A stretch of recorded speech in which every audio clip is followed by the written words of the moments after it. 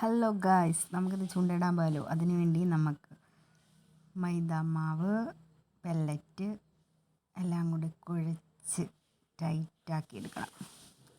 പിന്നെ നമ്മൾ സ്റ്റിക്ക് എടുത്തിട്ടുണ്ട്. സ്റ്റിക്കും ചൂണ്ടയും ഇച്ചിരി ചോറ വെള്ളത്തിലോട്ടിട്ട് കൊടുക്കുക.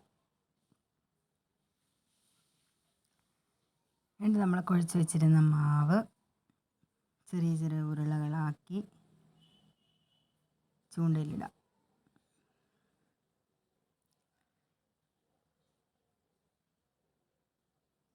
ശേഷം നമുക്ക് വെള്ളത്തിലോട്ടിടാം.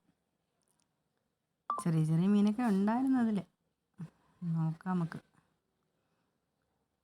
പിന്നെ നമ്മൾ സ്റ്റിക്ക് ഇടുന്നുണ്ട്, ചൂണ്ടയിട്ടിട്ടുണ്ട്. സ്റ്റിക്കും കൂടെ എറിയാം.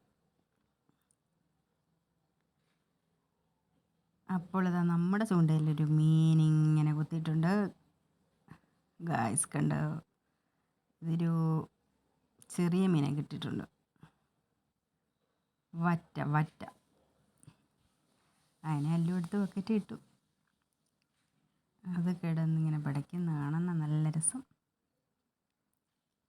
പിന്നെ ഞങ്ങൾ കുറച്ചൊക്കെ അവിടെ ചൂണ്ടയിട്ടു.